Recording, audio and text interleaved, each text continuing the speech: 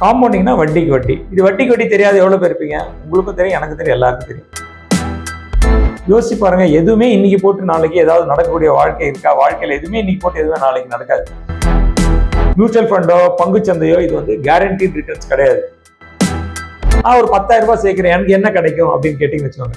12% return உங்களுக்கு கிடைச்சுன்னா 22,40,000 ரூபாய் கிடைக்கும். மியூச்சுவல் ஃபண்டுக்கு முதிர்ச்சின்ற காலமே கிடையாது. சின்ன சின்ன முதலீடுகள் பண்ணா நம்ம வாழ்க்கையில பெருசா சாதிக்க முடியும் அப்படின்ற எண்ணங்கள் இல்லை. எல்லாருமே எங்க ஜெனரேஷன் ஃபாஸ்டா போகணும்னு நினைக்கிறீங்க. ஃபாஸ்டா போறதை பத்தி எந்த டவுட்டும் கிடையாது.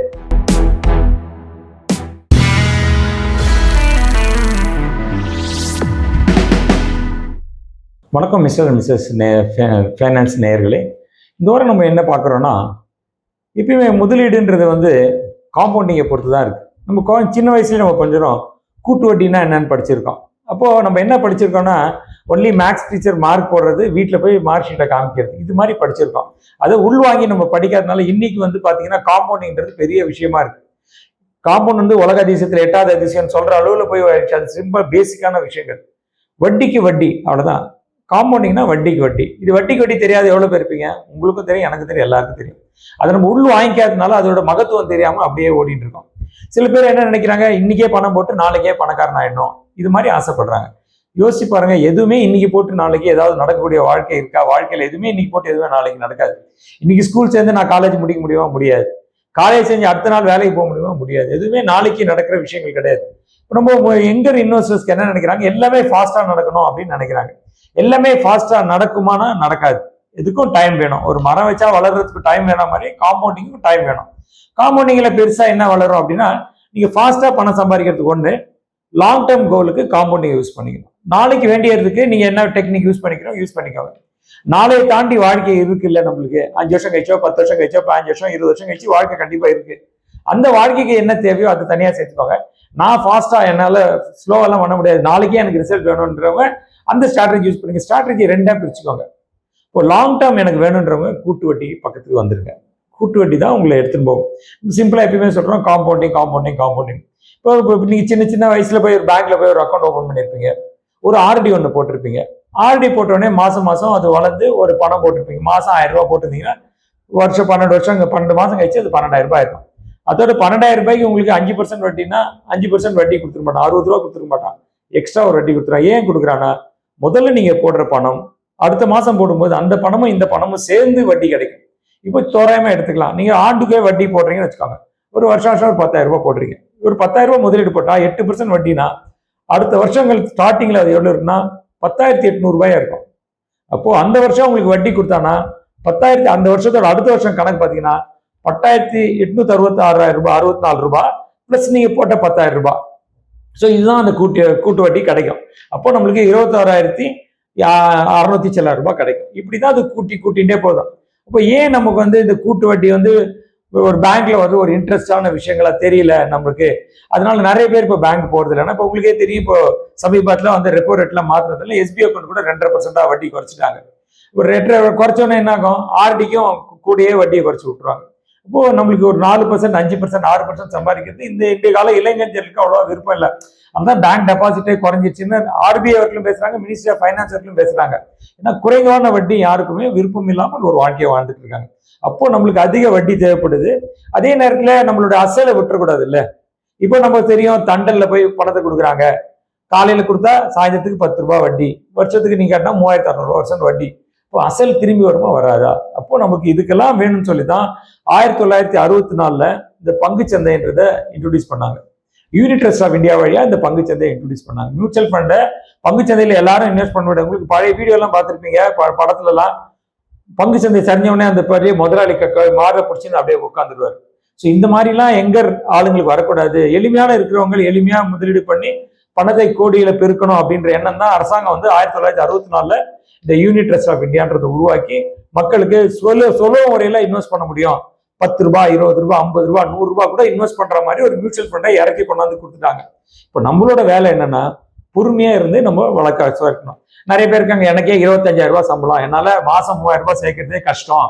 இந்த மாதிரி நேரத்துல நம்ம நிறைய நேரங்கள்ல நம்ம சொல்றோம் இல்லையா. ஸோ இப்போ நம்ம ஒரு சின்ன எக்ஸாம்பிள் எடுத்துக்கலாம். நம்ம நீங்க வந்து ஒரு முதலீடு பண்ணணும்னு நினைக்கிறீங்க. மாசம் நான் 3,000 ரூபாய் இன்வெஸ்ட் பண்றேன்.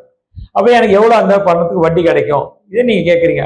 நம்ம என்ன சொல்றோம், ஒரு 10 வருஷத்துக்கு உங்களால தொடர்ந்து முதலீடு பண்ண முடியுமா? என்ன பண்ண முடியுமா? இல்லை பண்ணாதான் நம்மள அடுத்த லெவலுக்கு போக முடியும். வெறும் 3000 ரூபாய் நீங்க தொடர்ந்து இன்வெஸ்ட் பண்றீங்க, ஒரு 12% நம்மளுக்கு வட்டி கிடைக்குதுன்னு வச்சுக்கோங்க. அதாவது முதிர்ச்சியும் போது வேல்யூ பார்த்தீங்கன்னா நல்ல நாம மியூச்சுவல் ஃபண்டுக்கு முதிர்ச்சின்ற காலமே கிடையாது. பிக்சட் டெபாசிட்ல முதிர்ச்சியான காலங்கள். இதில் வந்து நம்ம 10 வருஷம் கழிச்சு ஒரு இலக்குகள் இருக்கு, அந்த இலக்குகளுக்கு பணம் எடுக்கிறோம். மாசம் நீங்க 3000 ரூபாய் இன்வெஸ்ட் பண்றீங்க, வருஷத்துக்கு 36,000 ரூபாய் இன்வெஸ்ட் பண்ணிட்டு இருக்கீங்க. ஆனா 10 ஆண்டு காலம் கழிச்சு அதோட வேல்யூ பாத்தீங்கன்னா 6,72,000 ரூபாய் இருக்கும். அப்போ நீங்க ஒரு கேள்வி கேட்கலாம், 6,72,000 ரூபாய் வச்சு நான் என்ன பண்றது, இன்ஃபிளேஷன் இருக்கே நான் என்ன பண்றது? அப்போ இன்ஃபிளேஷனோட நம்ம பணம் சம்பாதிக்கலையா பார்க்கணும். இன்ஃபிளேஷன் என்ன அரௌண்ட் 6% 7% இந்தியாவில் இருக்கு. அப்போ நம்ம இன்வெஸ்ட் பண்றப்போ 12%. அப்போ எவ்வளவு டிஃபரன்ஸ் இருக்கு? ஒரு 5% இருக்கு. நமக்கு டிஃபரன்ஸ் இருக்கா? இப்போ இப்படிதான் பண்ண இல்லை சார், என்னால் 5,000 ரூபாய் சேர்க்க முடியும். 5,000 ரூபாய் சேர்க்கிறவருக்கு இதே மாதிரி 5,000 ரூபாய் இன்னும் முதலீடு பண்ணி ஒரு 12% அவருக்கு ரிட்டர்ன் வருதுன்னு வச்சுக்கோங்க. அவரோட வேல்யூ எவ்வளோ இருக்கும்? 11,12,000 ரூபாய் கிட்டத்தட்ட இருக்கும். 2,000 ரூபாய் தான் டிஃபரன்ஸ் பண்றீங்க. அதுக்கு இதுக்கு வெறும் 2,000 ரூபாய் டிஃபரன்ஸ் பண்றீங்க. அவுட்புட்ல பாத்தீங்கன்னா கிட்டத்தட்ட 4,000 ரூபாய் வந்துருக்கு. இன்னொருத்தர் சொல்றாரு, இல்ல எனக்கு நானும் எங்க மனைவியும் ஒர்க் பண்றோம், நாங்களும் சின்ன வேலை, எனக்கு 30,000, என் ஒய்ஃப்க்கு ஒரு 25,000, எங்களால மாசம் ஒரு 10,000 ரூபாய் இறுக்கி பிடிச்சி நினைக்க முடியும். ஆனா சின்ன ஃபேமிலி, எங்க குழந்தைங்களை வளர்க்கணும், எங்களுக்கும் கனவுகள் இருக்கு, எங்க குழந்தைங்க நல்லா படிக்க வைக்கணும், ஒரு வீடு வாங்கணும், இந்த மாதிரி கனவுகள் இருக்கு, அதுக்கு நாங்க ஏதாவது பண்ண முடியுமா? நான் ஒரு 10,000 ரூபாய் சேர்க்கிறேன், எனக்கு என்ன கிடைக்கும் அப்படின்னு கேட்டீங்கன்னு வச்சுக்கோங்க. 12% ரிட்டர்ன் உங்களுக்கு கிடைச்சுன்னா 22,40,000 ரூபாய் கிடைக்கும். இப்ப பாருங்க, 3,000 ரூபாய்ல 6,72,000 ரூபாய், 5,000 ரூபாயில 11,20,000 ரூபாய், அதே 10,000 ஆனோடனே 22 லட்சம் ரூபாய் ஆயிடுச்சு. இப்போ இன்னொரு விஷயங்களா நம்ம பார்க்கலாம். சார் என்னால முடியாது, 3,000 ரூபாய் தான் என்னால ஸ்டார்ட் பண்ண முடியும், ஆனா எனக்கும் வாழ்க்கையில வளரணும்ன்ற ஒரு ஆசை இருக்கு, நான் இதோட நல்ல வேலையை ட்ரை பண்ணுவேன், இல்லாட்டி எனக்கு தெரிஞ்சு ஏதாவது இன்னொரு சுய தொழில ஏதாவது பண்ண முடியும், அது மாதிரி எங்கேயாவது ஒன்று பண்றேன், அடிஷனலா என்னால ஒரு இன்கம் பண்ண முடியும், இந்த வருஷம் 3,000 முடியாது, அடுத்த வருஷம் இன்னொரு 1,000 சேர்த்துக்கிறேன், 2,000 சேர்த்துக்கிறேன், இப்படி நீங்க இன்கிரிமெண்டலாகவும் முதலீடுகளை பண்ணிக்கலாம். இந்த வருஷம் 3,000 பண்ணிட்டு ஒரு 10% ஸ்டெப், அடுத்த வருஷம் ஒரு 300 ரூபாய், அதுக்கு அடுத்த வருஷம் போது ஒரு 300 ரூபாய்க்கு பதிலாக 400 ரூபாய், இப்படி கொஞ்சம் கொஞ்சமாக நீங்க கூட்டிகிட்டே வரலாம். அப்போ இந்த 6 லட்சம் ரூபாயில நீங்க நிக்கணும்னு அவசியம் இல்லை, அது 10 லட்சமா 12 லட்சமா இருக்கும். 11 லட்சம் கேட்டகரிக்கு இதே மாதிரி நீங்க கொஞ்சம் கொஞ்சம் ஹேண்டில் பண்ணா அது ஒரு 15 லட்சமா இருக்கும். அதே 10,000 ரூபாய் இதே ஒரு இன்கிரிமெண்டல் பண்றாருன்னு வச்சுக்கோங்க, அவருக்கு 22 லட்சம் ரூபாயில ஒரு 30 லட்சமா இருக்கும். அப்போ 30 லட்சம் 10மா 10 இல்லை, ஒண்ணுமே வெறும் கையில ஒரு 10 வருஷம் கழிச்சு இருக்கிறதுக்கு பதிலாக நம்மள்ட்ட ஒரு பணம் இருக்கு. ஸோ இது எதுனால இது மாதிரி நடக்குது? இந்த கூட்டு வட்டினால தான் இது நடக்குது. இப்போ நமக்கு தெரியாத விஷயங்கள பேங்க்ல ஏற்கனவே பண்ண விஷயங்கள் தான், ஆனா அங்க வட்டி கம்மியா இருந்ததுனால நமக்கு ஒரு அட்ராக்ஷன்ஸ் இல்லை. இன்னைக்கு இந்தியா வந்து ஒரு வளர்ந்த நாடா நோக்கி போயிட்டு இருக்கு. எல்லாருமே பேசுறாங்க 2047 வளர்ந்த நாடா ஆயிடும் இந்தியா அப்படின்னு பேசிட்டு இருக்காங்க.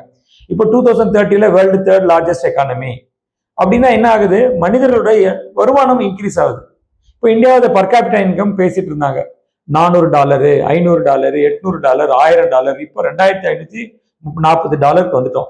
இப்போ என்ன சொல்லிட்டு இருக்காங்க, இன்னொரு 3-4 இயர்ஸ்ல இந்தியாவோட ஆண்டு வருமானம் தனி மனிதருக்கு $5,000 ஆயிடும் அப்படின்றாங்க. அப்படின்னா என்னது? 5,000 × 80 ரூபாய், சும்மா தோராயமா $80 வித்துனா 4 லட்சம் ரூபாய் என்னுடைய ஆண்டு வருமானம் ஆகும் அப்படின்னு ப்ரிடிக்ட் பண்றாங்க. இப்போ எல்லாரோட வாழ்க்கையிலும் வருமானங்கள் பெருகின்றே வருது. நம்மளுக்கு என்ன புரியலன்னா, சின்ன சின்ன முதலீடுகள் பண்ணா நம்ம வாழ்க்கையில பெருசா சாதிக்க முடியும் அப்படின்ற எண்ணங்கள் இல்லை. எல்லாருமே எங்க ஜென்ரேஷன் ஃபாஸ்டா போகணும்னு நினைக்கிறீங்க. ஃபாஸ்டா போறதை பத்தி எந்த டவுட்டும் கிடையாது. உங்களுக்கு இருக்கிற பணத்தை 2ஆ பிரிச்சு ஃபாஸ்டா போறதுக்கு ஒரு பணமும் கிராஜுவலா வளர்றதுக்கு ஒரு பணமும் வச்சிருந்தீங்கன்னா உங்களோட வருமானங்களும் வளரும் போது உங்களோட சேவிங்ஸும் கொஞ்சம் கொஞ்சம் இன்க்ரீஸ் ஆகிடும். சேவிங்ஸ் கொஞ்சம் இன்க்ரீஸ் ஆகணும், இன்வெஸ்ட்மெண்ட்டும் ஆட்டோமேட்டிக்காக இன்வெஸ்ட்மெண்ட். இப்போ நம்ம புரிஞ்சிக்கணும், சேவிங்ஸ் இன்வெஸ்ட்மெண்ட்டுக்கு ரெண்டுத்துக்கும் டிஃபரன்ஸ் புரிஞ்சிக்கணும். அப்போதான் அந்த காம்பவுண்ட் நீங்க புரிஞ்சிக்க முடியும். காம்பவுண்டோட எஃபெக்ட் புரியணும்னா சேவிங்ஸ் இன்வெஸ்ட்மெண்ட்டுக்கு டிஃபரன்ஸ் புரிஞ்சிக்கணும். சேவிங்ஸ்ன்றது இன்ஃபிளேஷனோட குறைவா நம்மளுக்கு வருமானம் கொடுத்ததா அது சேவிங்ஸ் ஆகிடும். இன்ஃபிளேஷனை தாண்டி எப்போ நம்மளுக்கு ஒரு வருமானம் ஏர்ன் பண்றாங்களோ அந்த வருமானங்கள் வந்து காம்பவுண்டிங் இன்வெஸ்ட்மெண்ட் ஆயிடுது. இன்வெஸ்ட்மெண்ட் எப்பயுமே நம்ம என்ன எதிர்பார்க்கிறோம்னா, அன்றைக்கு இருக்கிற பணவீக்கத்தை விட நான் அதிகமாக பணம் சம்பாதிக்கணும் அப்படின்னு நினைக்கிறேன். இன்னைக்கு பணவீக்கம் 6-7% இருந்தா என்னோட வருமானம் அதோட ஒரு 4-5% மினிமம் இருக்கணும் அப்படின்னு ஆசைப்படுறோம்.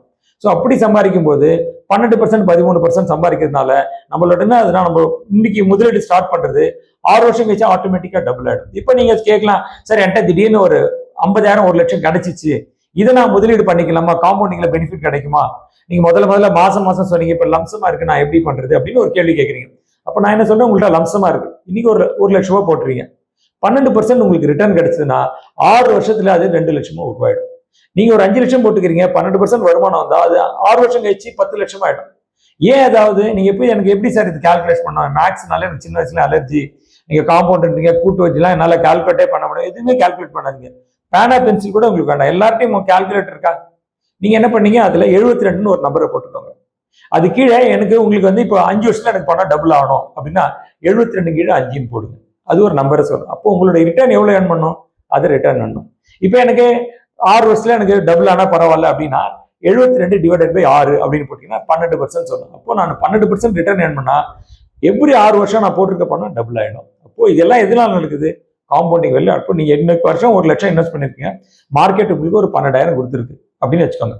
1,12,000 மேல அதுக்கு மேல வளரும். இப்ப புரிஞ்சுக்கணும், மியூச்சுவல் ஃபண்டோ பங்குச்சந்தையோ இது வந்து கேரண்டீட் ரிட்டர்ன்ஸ் கிடையாது. ஆனா ஏற்ற இறக்கத்தை பார்த்து ஒரு கண்ட்ரி வளர்றதை வச்சு உங்களோட ரிட்டர்ன்ஸ் கிடைச்சிடும். இப்போ அதனால நீங்க காம்பவுண்டிங் எப்படி ஒர்க் அவுட், இப்படிதான் ஒர்க் அவுட். 1,12,000 ஆகுது. அடுத்த வருஷம் அந்த 1,12,000க்கு மேல 12% வட்டி கிடைச்சுன்னா 1,24,400 ரூபாய் இப்படி பெருகிட்டே வர்றதுனாலதான் அது. அப்போ நீங்க காம்பவுண்ட் வட்டியோட மகத்துவம் புரிஞ்சிட்டீங்கன்னா அவசரப்படாம நீங்க வாழ்க்கையில பணத்தை பெருக்கிறதுக்கான சாதிகள் இருக்கு. பணத்தை பெருக்குனீங்கன்னா பல விதமான விஷயங்களுக்கு நம்மளால உபயோகப்படுத்த முடியும். அப்போ காம்பவுண்டிங் ஃபார்முலா எப்பயுமே நீங்க தெரிஞ்சுக்கணும்னு அவசியம் இல்லை. காம்பவுண்டோட மகத்துவம் இந்த மாதிரி தெரிஞ்சிட்டீங்கன்னா உங்களோட முதலீடு வர்றதை யாராலையுமே நிறுத்த முடியாம ஒரு சூழ்நிலைக்கு இருக்கும். ஹோப் இந்த video mister and missus finance நேயர்களுக்கு உபயோகமா இருந்திருக்கும்னு நினைக்கிறேன். நீங்க கமெண்ட் பாக்ஸ்ல உங்களுக்கு வேண்டிய வேற ஏதாவது வீடியோக்கள் இருந்தாலும் நீங்க அதில் போடுங்க. அந்த டாபிக்ல நம்ம ஃபர்தரா பேசுறதுக்கு உங்களுக்கான சாத்தியக்கூறு இருக்கு. This is Suresh Parthasarathy, certified financial planar, founder myassetsconsolidation.com, signing off. மீண்டும் ஒரு சுயான வீடியோவில் மீண்டும் ஒரு சந்திப்போம். நன்றி, வணக்கம்.